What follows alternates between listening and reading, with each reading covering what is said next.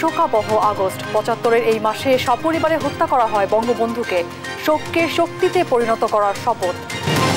১৪ দিন বন্ধ থাকার পর ট্রেন চলাচল শুরু। স্বল্প দূরত্বে চলছে কমিউটার ও মেল। পরিস্থিতি স্বাভাবিক হলে আন্তনগর চালু। আন্দোলনকে ঘিরে ঢাকায় আটক সহস্রাধিক। নারায়ণগঞ্জে গণহারে শিক্ষার্থী গ্রেপ্তারের দাবি। মোটা অঙ্কের ঘুষ নেওয়ার অভিযোগ।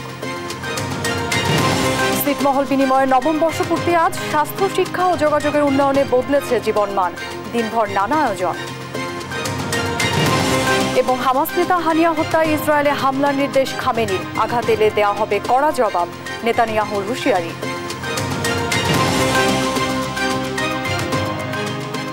দেখছিলেন শিরোনাম সংবাদ দুপুরের, সঙ্গে আছি অরিন ইশরাত। এবারে বিস্তারিত। শুরু হলো শোকাবহ আগস্ট। ১৯৭৫ সালের এই মাসেই জাতির পিতা বঙ্গবন্ধু শেখ মুজিবুর রহমানকে সপরিবারে হত্যা করা হয়। বঙ্গবন্ধু কন্যা বর্তমান প্রধানমন্ত্রী ও আওয়ামী লীগ সভাপতি শেখ হাসিনাকেও এই মাসে একাধিকবার হত্যার চেষ্টা করা হয়েছে। ৭৫-এর ১৫ই আগস্ট কালরাতে ঘাতকরা শুধু বঙ্গবন্ধুকেই হত্যা করেনি, তাদের হাতে একে একে প্রাণ দিয়েছেন বঙ্গবন্ধুর সহধর্মিণী বঙ্গমাতা বেগম ফজিলাতুন্নেসা মুজিব, বঙ্গবন্ধুর সন্তান শেখ জামাল, শেখ কামাল, শিশু রাসেল সহ পুত্রবধূ সুলতানা কামাল ও রোজি জামাল। এই ঘৃণ্যতম হত্যাকাণ্ড থেকে বাঁচতে পারেননি বঙ্গবন্ধুর সহোদর শেখ নাসের, ভগ্নিপতি আব্দুর রব সেরনিয়াবাদ, ভাগ্নে যুবনেতা শেখ ফজলুল হক মনি, তার সহধর্মিণী আরজুমনি ও কর্নেল জামিল সহ পরিবারের ১৬ জন সদস্য ও আত্মীয় স্বজন। বঙ্গবন্ধুকে হত্যার ঘটনায় গোটা বিশ্বে নেমে আসে শোকের ছায়া।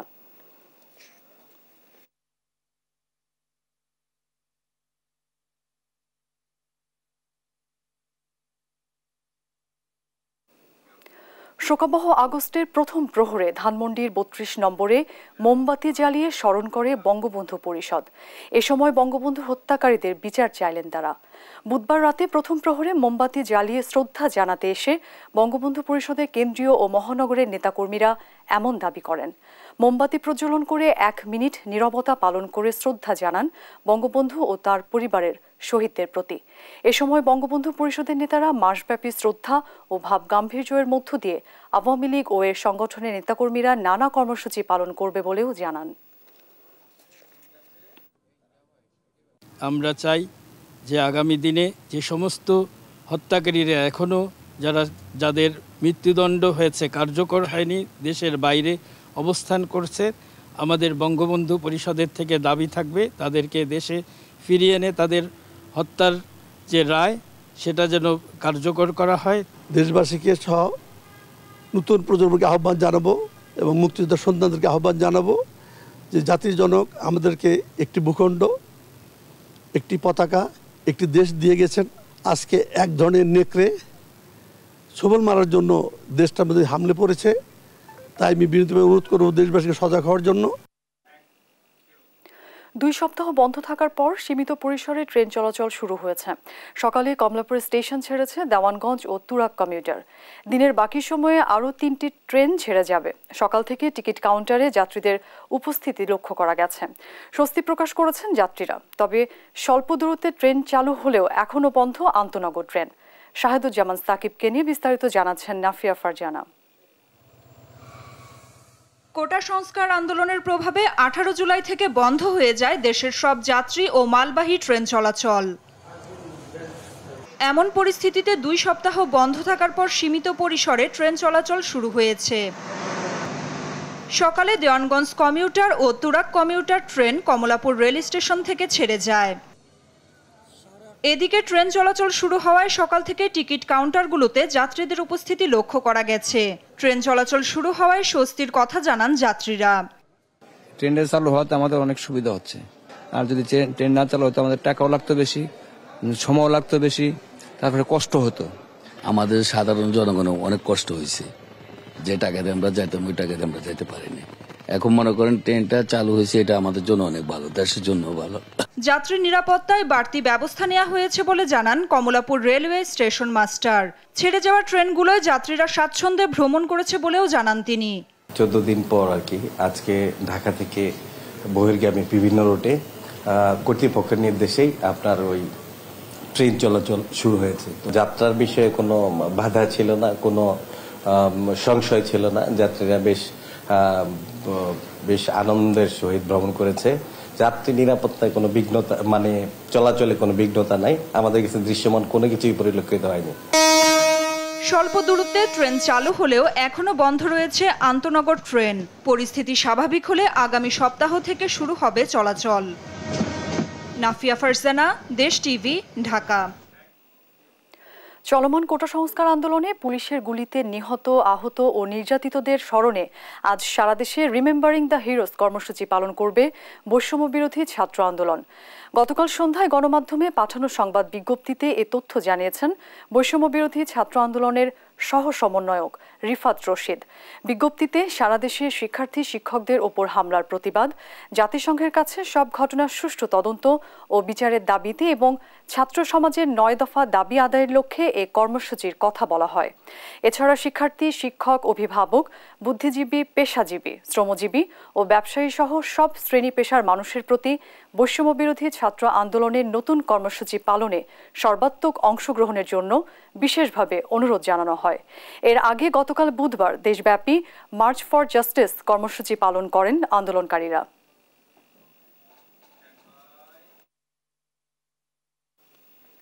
কোটা বিরোধী আন্দোলনকে ঘিরে দেশে ঘটে যাওয়া সংঘাত ও সহিংসতার ঘটনায় ঢাকায় আটক করা হয় 1117 জনের বেশি মানুষকে। এছাড়া অভিযান অব্যাহত রেখেছে আইনশৃঙ্খলা বাহিনী। এতে ঢাকার আদালতে বাড়ছে স্বজনদের আহাজারি। বিস্তারিত ফজলে আদিত্যের রিপোর্টে।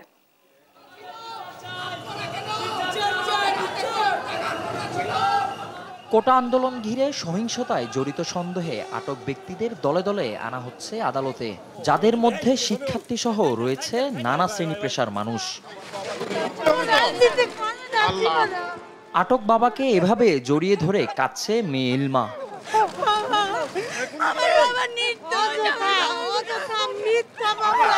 মেয়ের দাবি, ঘটনার সময় তার বাবা গ্রামের বাড়িতে ছিলেন। কোনো রাজনৈতিক সংশ্লিষ্টতা না থাকলেও তাকে আটক করা হয়।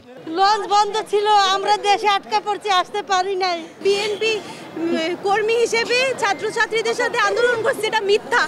এটার প্রমাণ করতে আমার বাবাকে রিমান্ডে নিবে। প্লিজ আমাদেরকে বাঁচান প্লিজ, আমি আপনাদের কাছে হাত জোড় করি।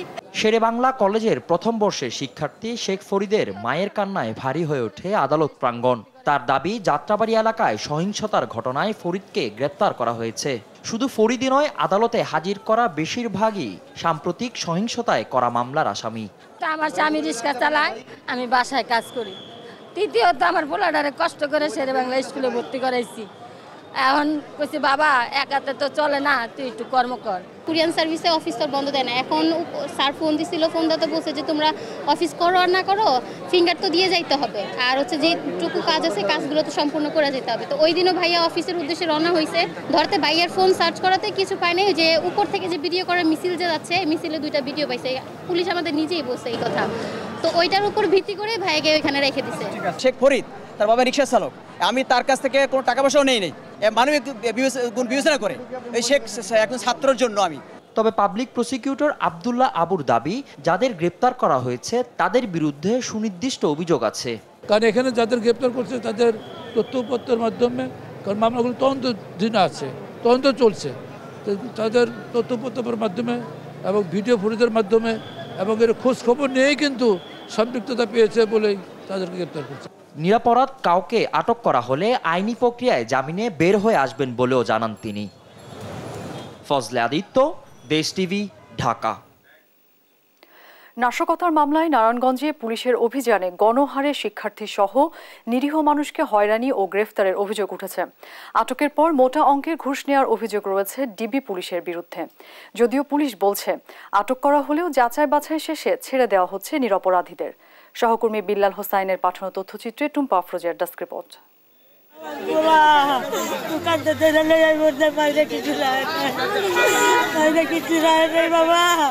নারায়ণগঞ্জে গ্রেপ্তার হওয়া মিসির আলী কলেজের ছাত্র রবিনকে দেখতে এসে এভাবেই আহাজারি করছিলেন তার মা দেলোয়ারা বেগম।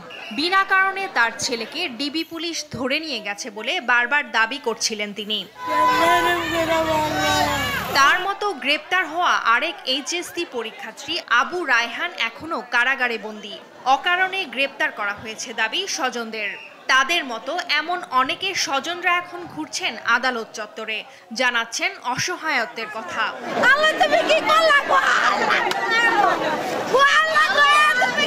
কোটা আন্দোলন চলাকালে বিক্ষোভকারীদের সঙ্গে পুলিশ ছাত্রলীগের দফায় দফায় সংঘর্ষে রণক্ষেত্রে পরিণত হয় নারায়ণগঞ্জ শহর ও ঢাকা চট্টগ্রাম মহাসড়ক। এ সময় জেলার সরকারি বেসরকারি প্রতিষ্ঠান সহ অর্ধশতাধিক যানবাহনে আগুন দিয়ে জ্বালিয়ে দেয় দুর্বৃত্তরা। হয়েছে পুলিশের ওপর হামলাও। এসব ঘটনায় এখন পর্যন্ত মামলা হয়েছে 30টি। এসব মামলায় আটক হওয়া 6 শতাধিকের মধ্যে বহু শিক্ষার্থী ও নিরীহ মানুষ রয়েছে বলে দাবি স্বজনদের।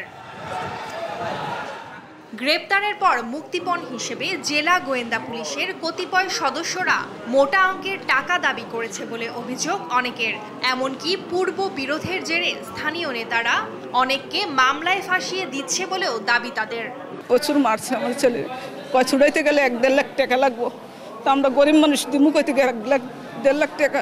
এটি চাইছে এই পুলিশেরা, কইছে আপনারা এই টাকা না দিলে ছুটাইতে পারতেন না। এখন এই যে এইবার পরীক্ষা গেছে না, এসএসসি পরীক্ষা, এই পরীক্ষাতে ছিল বান্ধবী পড়ানো দেখছে, মনে করছে জামাতের লোক, এটিও আর কিছু না। সে কোনো আওয়ামী লীগ করে না, বিএনপিও করে না, সে কষ্ট করে কাজ করে খায়। বিনা অপরাধে গ্রেপ্তারকৃতদের মুক্তি সহ থানা ও ডিবি পুলিশের ঘুষ বাণিজ্য বন্ধের দাবি জানিয়েছে সুশাসনের জন্য নাগরিক সুজন। সাধারণ ছাত্রছাত্রী এবং জনগণকে ধরে এনে থানায় এনে তাদের কাছে টাকা দাবি করছে, যদি টাকা না দেয় তাদেরকে মামলায় ফাঁসিয়ে তাদেরকে জেল হাজতে প্রেরণ করছে। গ্রেপ্তারকৃতদের মধ্যে শিক্ষার্থী নেই দাবি করে যাচাই বাছাই শেষে নিরপরাধীদের ছেড়ে দেওয়া হচ্ছে বলে দাবি জেলা পুলিশের।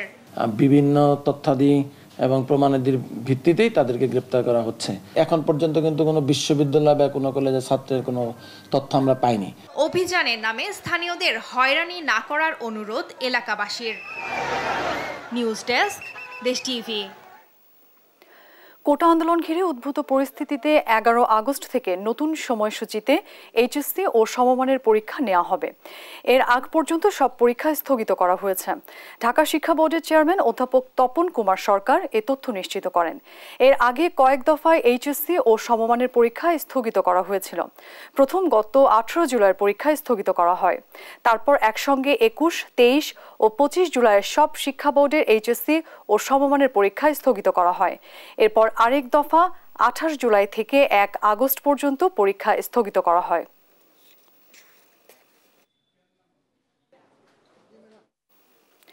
ছিটমহল বিনিময়ের নবম বর্ষপূর্তি আজ।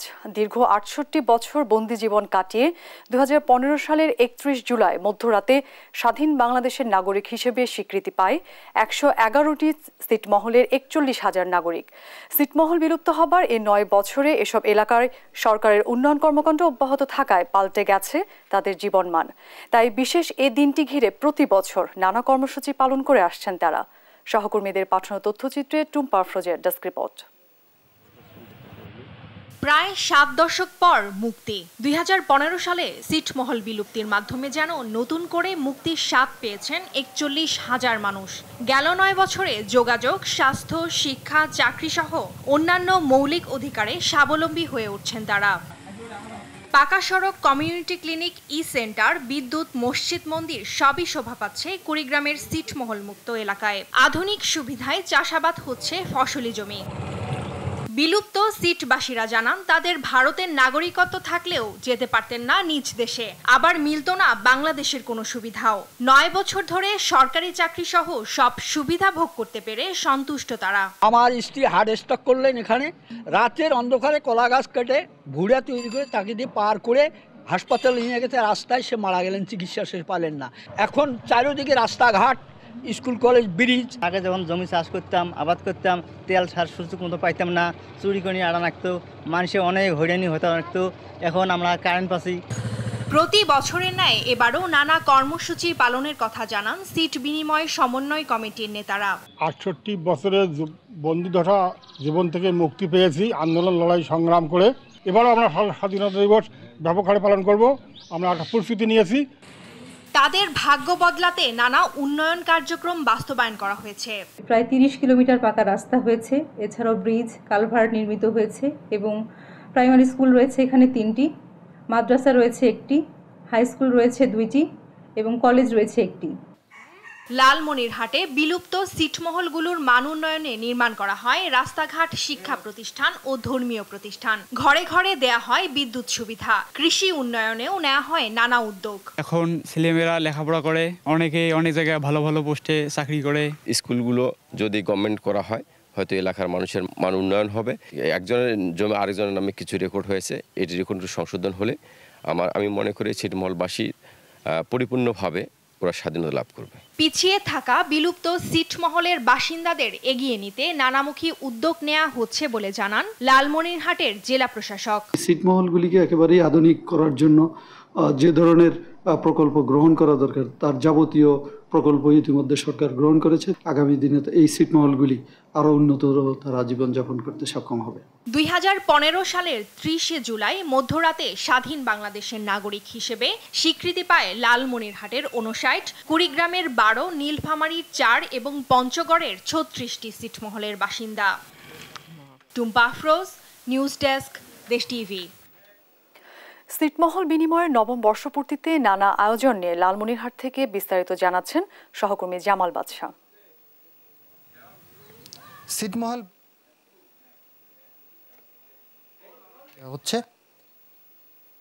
ছিটমহল বিনিময়ের কিন্তু আজকে নবম বর্ষ পূর্তি হচ্ছে।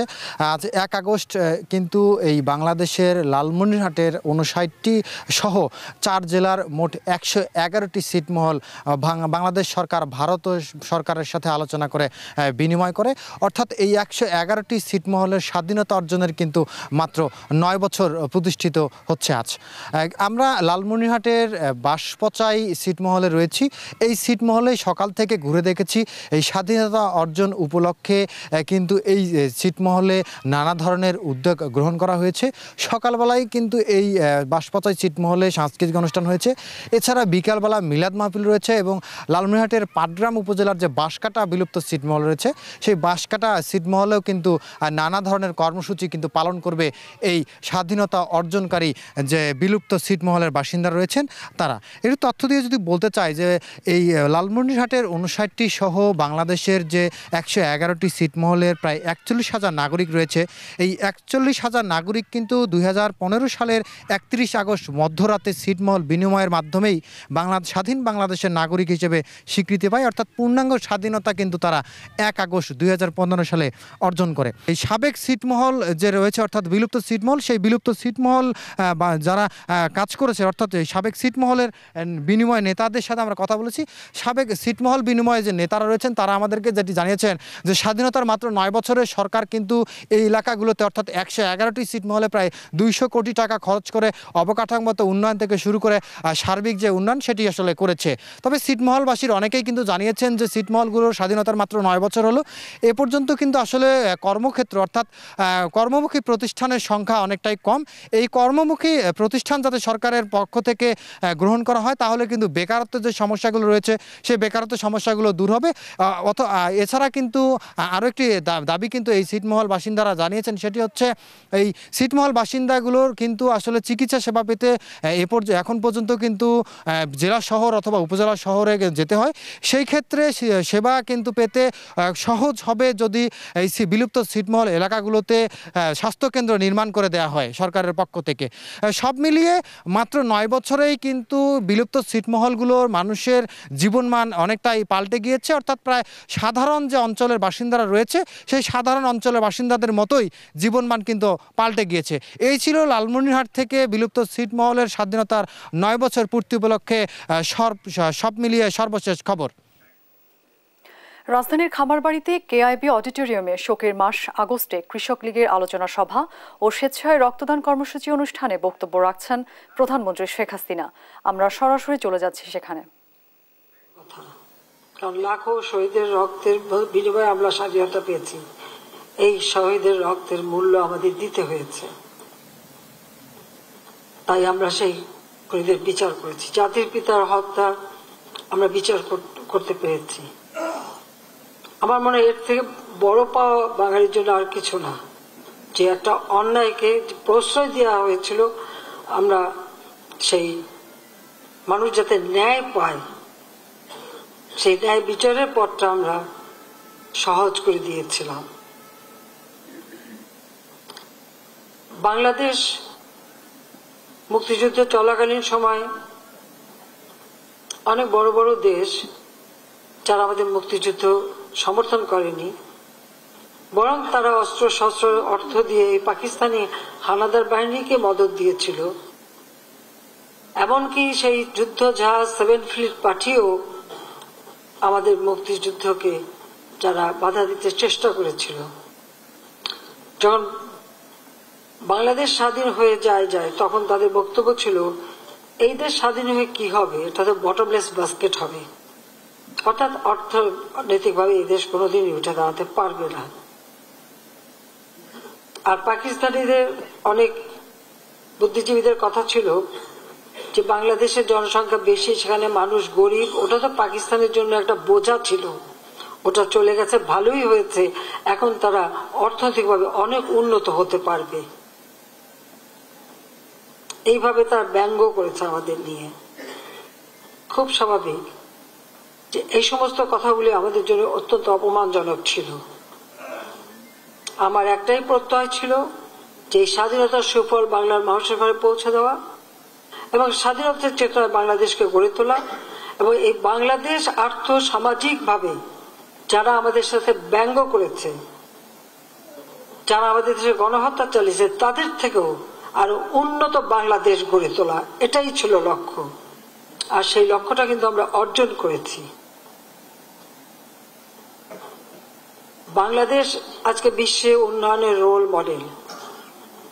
বাংলাদেশ 33তম অর্থনীতির দেশ, যেখানে যুদ্ধ বিধ্বস্ত দেশ গড়ে তুলে জাতিপিতা স্বল্পোন্নত দেশ হিসেবে বাংলাদেশকে আন্তর্জাতিক স্বীকৃতি, জাতিসংঘের স্বীকৃতি অর্জন করে দিয়ে গিয়েছিলেন 75-এর পর সেই 21 বছর, এবং তারপর আবার 2001 থেকে 8, এই 29 বছর কিন্তু বাংলাদেশ 1 ইঞ্চি সামনের দিকে এগোতে পারেনি।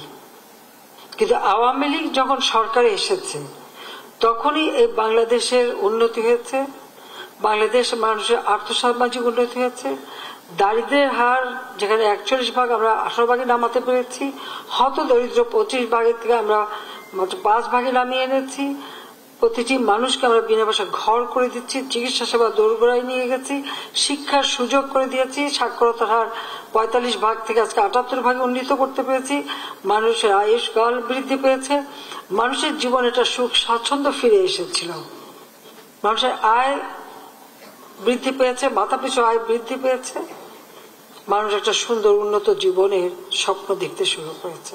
আধুনিক প্রযুক্তি জ্ঞান সম্পন্ন একটা সমাজ ব্যবস্থা গড়ে তোলা, ডিজিটাল বাংলাদেশ গড়ে তুলব ঘোষণা দিয়েছিলাম, সেটাও আমরা বাস্তবায়ন করেছি। আধুনিক প্রযুক্তি ব্যবহারে আমাদের যুব সমাজ, আমাদের ছাত্রছাত্রী তারা কিন্তু সেই সুযোগ পেয়েছিল। আজকে যারা বাংলাদেশে হয়তো 20 বছরও বয়স, তারা তো কল্পনাও করতে পারে না যে মাত্র 2008 বা 2007-8 বাংলাদেশ কেমন বাংলাদেশ ছিল, বা 96 সালের আগে কেউ একটা কম্পিউটার ব্যবহার বা একটা ইন্টারনেট ব্যবহারও জানতো না। এটা কিন্তু এরা জানে না, নতুন প্রজন্ম। তারা যখন বড় হচ্ছে তখন তারা সবই পাচ্ছে, হাতের মুঠোয় মোবাইল ফোন, ইন্টারনেট সার্ভিস, প্রযুক্তি ব্যবহার, শিক্ষায় দীক্ষায় আধুনিকভাবে আমাদের শিক্ষা নীতিমালা প্রণয়ন করে আমরা তা বাস্তবায়ন করে তাদের জন্য সুযোগ সৃষ্টি করে দিয়েছি। তো সেই সুযোগে তারা জাতীয় আন্তর্জাতিকভাবে যাতে পড়াশোনা করতে পারে, উচ্চ শিক্ষার ক্ষেত্রেও আমরা তাদেরকে সেই প্রাইমারি থেকে প্রি প্রাইমারি থেকে উচ্চ শিক্ষা পর্যন্ত আমরা বৃত্তি উপবৃত্তি দিয়ে তাদেরকে সহযোগিতা করে যাচ্ছি, যে একটা শিক্ষিত জাতি গড়ে উঠবে এবং যে জাতি হবে অসাম্প্রদায়িক চেতনার উন্নত জাতি। আমরা যখন সেইভাবে কাজ করে যাচ্ছি, পাশাপাশি আমরা কি দেখলাম, ওই পাকিস্তানের প্রেতাত্মা ওগুলি এখনো ছাড়েনি। সেখানে ধর্মান্ধতা এবং এই কুপমণ্ডকতা দিয়ে একটা শ্রেণী কিন্তু ধীরে ধীরে সকলের অজান্তেই গড়ে উঠেছে,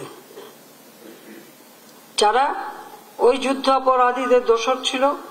এদেশে গণহত্যা, লুটপাট, নারী ধর্ষণ, অগ্নিসংযোগ এই সমস্ত কাজের সঙ্গে যারা জড়িত তাদেরই দোসর হিসেবে নিজেদের অগ্নিসংযোগ এই সমস্ত কাজের সঙ্গে যারা জড়িত তাদেরই দোসর হিসেবে নিজেদেরকে গড়ে তুলেছে।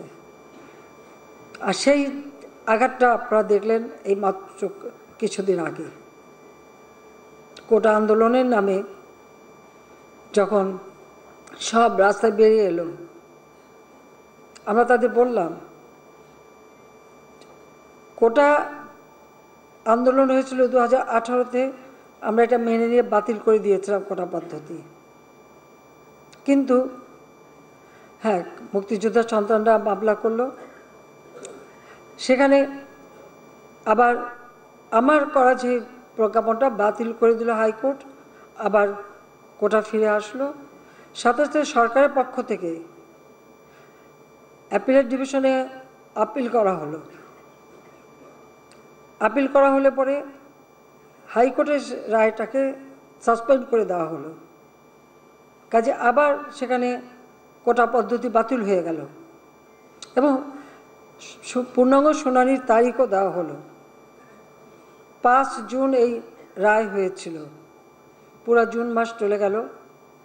জুলাই মাসের 7 তারিখ থেকে হঠাৎ দেখি আবার কোটার জন্য আন্দোলন। যখন কোটা পদ্ধতি নাই, তখন কিন্তু কোটা পদ্ধতি নাই, কিন্তু তখনই আন্দোলন। আর আন্দোলন না, সেখানে দেখা গেল ঝাঁকে ঝাঁকে সব জড়ো হয়ে যাচ্ছে, শিক্ষক থেকে শুরু করে গার্জিয়ান থেকে শুরু করে সবাই, অনেক শিশুদের নিয়েও হাজির হচ্ছে। আমার খুব সন্দেহ হলো যে এটার পিছনে অন্য কিছু আছে, আমি সেটা বের হচ্ছিলাম। তাহলে এই ছেলে মেয়েদের ভবিষ্যৎ কী হবে?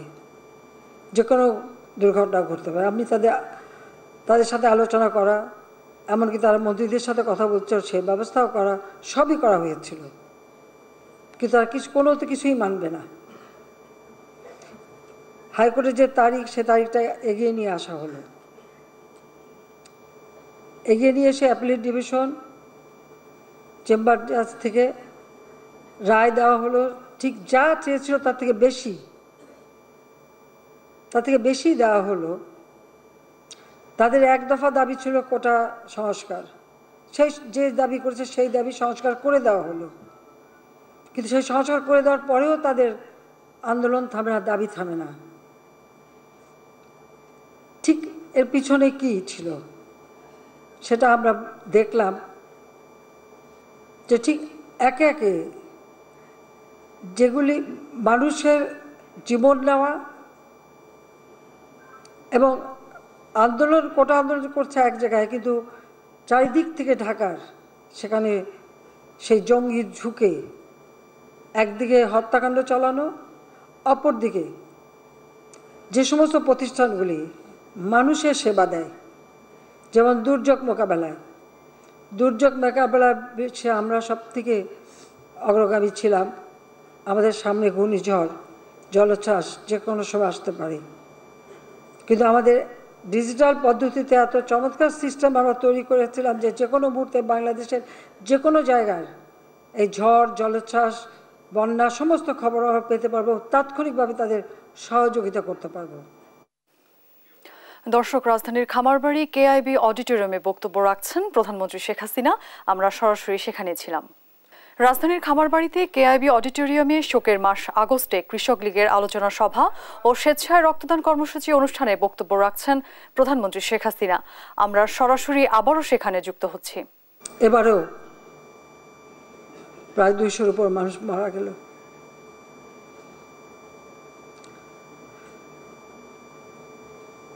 স্থাপনাগুলি ভেঙেছিল, ঠিক আছে, মানুষের হয়তো সাময়িক কষ্ট হচ্ছে, আগে যেখানে এত আরামে চলতে পারতো হয়তো সেটা করতে পারছে না।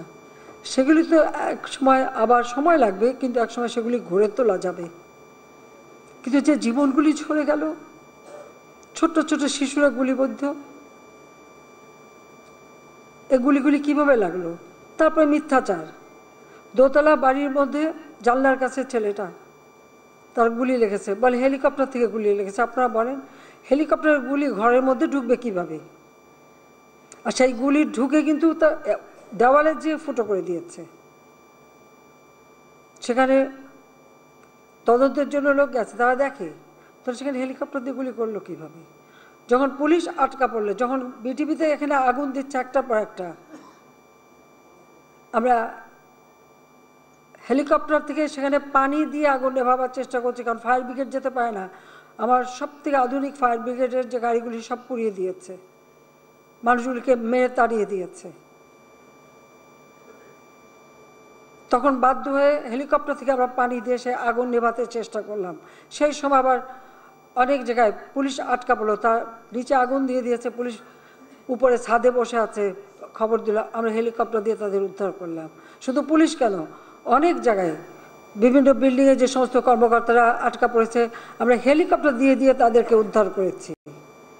এমনকি নারায়ণগঞ্জে কাজপুরে সেই 10 তলা ভবন আগুন দিয়ে দিয়েছে, তার মালিক থেকে শুরু করে সবাই উপরে যখন ফোন করলো সঙ্গে সঙ্গে পাঠিয়ে হেলিকপ্টার উদ্ধার করা হলো।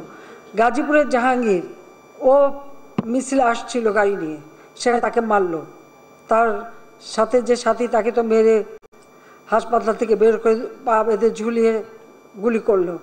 আর জাহাঙ্গীরকে এমনভাবে মেরেছিল, ও আমাকে ফোন করেছে আর বললো যে আপা আমি কিন্তু বাঁচবো না, আমার উপরে হামলা করছে, শিখে আমাকে বাঁচান। সেখানে যখন পাঠালাম, পুলিশ ঢুকতে পারে না, আর সেখানে কিন্তু সব অস্ত্রধারী সব ওই বিল্ডিং ঢুকে সব কিছু তছনছ করেছে। এরপরে হেলিকপ্টার দিয়ে কোনোভাবে তাকে উদ্ধার করে হাসপাতালে নেওয়া হলো। এটা কোন ধরনের তাণ্ডব, এটা কোন ধরনের আন্দোলন? আর এই আন্দোলনকে আবার আমাদের অনেক জ্ঞানী গুণী বুদ্ধিজীবীরা সমর্থন দিয়ে যাচ্ছে। কিসের সমর্থনটা দিচ্ছে? দাবি যেটা ছিল সেটা তো পূরণ হয়ে গেছে, তারপরে আবার এইভাবে নেমে আসলে আঘাত পায় তো সাধারণ ছাত্রছাত্রী। আর যারা এই আন্দোলনকে কেন্দ্র করে তাদের একটা জিঘাংসা বা একটা সন্ত্রাসী কর্মকাণ্ড, জঙ্গি কর্মকাণ্ড চালায়, তারা তো তাদেরটা করে, তাতে ভুক্তভোগী হয় সাধারণ মানুষ। এখানে পুলিশ, র্যাব, সাংবাদিক, সাধারণ মানুষ কেউ তো রেহাই পায়নি, প্রত্যেকেই হয় আহত। এবং এই যে আহতদের আমরা দেখতে গেলাম, সেখানে মাত্র কয়েকজন আমরা পেলাম, মাত্র 5-6-7 জন ছাত্র, বাকি সবই দেখা গেল কয়েকটা শিশু ছিল, আর বেশিরভাগই সাধারণ খেটে খাওয়া মানুষ। কারণ ওই আঘাত পেলে মলে সাধারণ খেটে খাওয়া মানুষগুলি তো বেশি পায়, তাদের জীবন জীবিকা কিভাবে চলবে? কেউ পরীক্ষা দিতে যাবে, হয়তো দিয়েছে, সেই রকম ছাত্র আমি 1-2 পেলাম কয়েক হাসপাতালে। আমি তো প্রত্যেকটা হাসপাতাল আমি শুরুতে যাইনি, কারণ ইনফেকশন ছিল, হয়ে যাবে সেই ভয়ে। আমাদের ডাক্তার বেগম রোকেয়া এবং আমাদের স্বাস্থ্য প্রতিমন্ত্রী, স্বাস্থ্যমন্ত্রী থেকে শুরু করে এরা সব জায়গায়, আমাদের দলেরও যারা বিভিন্ন জায়গায় হাসপাতালে যে খোঁজ নিয়েছে, খবর নিয়েছে, যাদের প্রয়োজন ব্লাড দেওয়া, সব কিছু আমরা সমস্ত চিকিৎসা সব ব্যবস্থা আমরা করেছি। কিন্তু একটা কোটার আন্দোলনের নাম দিয়ে এইভাবে একটা নাশকতা করা, এটা তো জঙ্গিবাদী কর্মকাণ্ড পরিচালনা করা। আমি আগেই সাবধান করেছিলাম, আপনাদের মনে আছে 17 তারিখে বোধহয় আমি টেলিভিশনে ভাষণ দিয়ে গার্জিয়ান, অভিভাবকদের বলেছিলাম, শিক্ষকদের বলেছিলাম, যেখানে আপনাদের সন্তানের জীবনে ঝুঁকি আছে, আপনারা সন্তানদেরকে বেরোতে দিয়েন না। কারণ আমি তো জানি এদেশে ওই জঙ্গিবাদ, সন্ত্রাসবাদ তারা কত দূর কী করতে পারে। আমি আর তাদেরকে সতর্ক করেছি যে হাইকোর্টে অ্যাপিলেট ডিভিশন রায় দেবে, আপনারা হতাশ হবেন না। আমি তো রায়ের ব্যাপারে বলতে পারি না যে এই রায় দেবে, কিন্তু আমি তো তাদেরকে বললাম যে আমরা সরকার পক্ষ থেকে আমরা আপত্তি জানাবো না, তাদের যেটা দাবি, কারণ এটা সরকার পক্ষ থেকে আপত্তি না জানালে যেটা দাবি সেটা এসে যাবে, আমরা সেটুকু করতে পারি আইনতভাবে, যদি আমি কোর্ট কাছারি আদালত মেনে চলি। সেটা আমি বললাম যে আপনারা হতাশ হবেন না। তারপরেও তারা না থেমে, যে আজকে যে সারা বাংলাদেশে এই এতগুলি প্রাণ ঝরে গেল, এর দায় দায়িত্ব কার? দর্শক, আপনারা দেখছিলেন কেআইবি অডিটোরিয়ামে শোকাবহ আগস্ট মাস উপলক্ষে বাংলাদেশ কৃষক লীগের আয়োজিত আলোচনা সভায় বক্তব্য রাখছেন প্রধানমন্ত্রী শেখ হাসিনা। আমরা সরাসরি সেখানেই ছিলাম। দর্শক, আইসিটি প্রতিমন্ত্রী জুনায়েদ আহমেদ পলক বক্তব্য রাখছেন। আমরা সরাসরি সেখানে যুক্ত হচ্ছি। এমবিপিএস 15 বছর আগে আমাদের আসলে ব্যবসায়িক নেতৃবৃন্দ বলছিলেন যে গত 15 বছরে আমাদের যে ডিজিটাল বাংলাদেশের যা অর্জন, আজকে আমরা এই সংকটকালীন সময়ে এবং 2 বছর করোনাকালীন সময়ে যেটা আমরা উপলব্ধি করলাম যে আমরা প্রযুক্তি এবং ইন্টারনেটের উপরে কতটুকু নির্ভরশীল, এটা আমাদের ব্যবসায়িক কার্যক্রম, আমাদের যে কোনো শিক্ষা কার্যক্রম, স্বাস্থ্য কার্যক্রম, এটা কিন্তু আমরা উপলব্ধি করতে পেরেছি। তো এই জায়গাটা থেকে আমাদের এই তারুণ্যের মেধা এবং প্রযুক্তির শক্তিকে আমরা কাজে লাগিয়ে কিভাবে 41 সাল নাগাদ একটি উন্নত, সমৃদ্ধ, একটা প্রগতিশীল আমরা সোনার বাংলাদেশে পরিণত হব, স্মার্ট বাংলাদেশে পরিণত হব, তার জন্য আমাদের এই সংকটকালীন সময় থেকে আমাদের যে অভিজ্ঞতাটা তৈরি হলো সেটা কিভাবে কাজে লাগানো যায় এবং কখনোই যাতে বাংলাদেশে ইন্টারনেট কখনোই সম্পূর্ণ ব্যাহত না হয়, তার জন্য আমাদের যারা ব্যবসায়িক নেতৃবৃন্দ আছেন তাদের পরামর্শ আমরা গ্রহণ করেছি। কিভাবে বিজনেস কন্টিনিউটি প্ল্যান করা যায়, কিভাবে এমার্জেন্সি ইন্টারনেট নেটওয়ার্কটা আমরা প্রোটোকল একটা তৈরি করতে পারি, যাতে করে আমাদের ব্যাংকিং সেক্টর কিন্তু আমরা চালু রাখতে পেরেছিলাম, কিন্তু আমাদের মোবাইল ফাইন্যান্সিয়াল ওয়ালেট কেন কাজ করতে পারলো না, কিংবা আমাদের সিভিল এভিয়েশন কাজ করলো, হয়তো আমরা আরেকটা সেক্টর হয়তো আমরা কাজ করতে পারলাম না, কিংবা আমাদের আসলে রিডান্ডেন্সিটা কেমন হওয়া উচিত, কিংবা সাবমেরিন কেবল থেকে ফাইবার অপটিক্যাল কেবল আন্ডারগ্রাউন্ড আসবে, সেখানে ওভারহেড কতটুকু যাবে, বা ওভারহেড যদি যেতেই হয় তাহলে তার নিরাপত্তাটা কেমন থাকবে, এই সামগ্রিক বিষয় নিয়ে আমরা কথা বলেছি। একটা হচ্ছে বর্তমানে আমাদের যে টেলিকম এবং আইসিটি সেক্টরের যে ক্ষতি, সেটা কিভাবে কাটিয়ে ওঠা যায়। তার আরেকটা বিষয় হচ্ছে যে আমাদের তরুণ প্রজন্মে আস্থা, বিশ্বাস কিভাবে আমরা আসলে বাড়াতে পারি, বৃদ্ধি করতে পারি, এবং এই যে একটা কর্মসংস্থানের যে একটা ঝুঁকি তৈরি হয়েছে সেটা কিভাবে আমরা কাটিয়ে উঠতে পারি। আমাদের আইসিটি ডিভিশনের একটা ইন্টার্নশিপ প্রোগ্রাম আছে, যেখানে আমরা লক্ষাধিক তরুণ তরুণীকে আমরা ইন্টার্নশিপের আওতায় আনতে পারবো। আমাদের এনহ্যান্সিং ডিজিটাল গভর্নমেন্ট প্রোগ্রাম আছে, যেখানে আমরা ইউনিভার্সিটিগুলোর মাধ্যমে আমাদের যে দেশীয় ইউনিভার্সিটি আছে, সরকারি বেসরকারি, সেখানেও হয়তো আমরা প্রযুক্তি খাতে আরো লক্ষাধিক তরুণ তরুণীকে আমরা কিছু প্রশিক্ষণ, কিছু ইন্টার্নশিপ, মেন্টরশিপ দিয়ে তাদেরকে আমরা ইমপ্লয়মেন্ট জেনারেট করতে পারবো। পাশাপাশি আমাদের যে সফটওয়্যার শিল্পে আমাদের যে একটা বড় ধরনের আমরা ধাক্কা খেলাম, সেটা কাটিয়ে উঠে কিভাবে আমরা দ্রুত আমাদের স্বাভাবিক অবস্থায় ফিরে আসতে পারি, এবং আমাদের ভবিষ্যতে একটা ইমার্জেন্সি নেটওয়ার্ক কন্টিনিউটি প্রোটোকল কিভাবে আমরা তৈরি করতে পারি, এই সকল বিষয় নিয়ে আলোচনা হয়েছে। পাশাপাশি আমাদের বাংলাদেশ ব্যাংক থেকে একটা নির্দেশনা মাননীয় প্রধানমন্ত্রীর নির্দেশনায় দেওয়া হয়েছিল, সেটা হচ্ছে যে 4% ইন্টারেস্টে একটা তহবিল গঠন করার জন্য। তো আমার জানা মতে প্রায় 500 থেকে 1000 কোটি টাকা কিন্তু সেই তহবিলে আছে। দর্শক, সমসাময়িক পরিস্থিতি নিয়ে টেলিযোগাযোগ অংশীজনদের নিয়ে ব্রিফ করছেন আইসিটি প্রতিমন্ত্রী। আমরা সরাসরি সেখানে যুক্ত ছিলাম। এই ছিল সংবাদ দুপুর। সাথে থাকার জন্য ধন্যবাদ।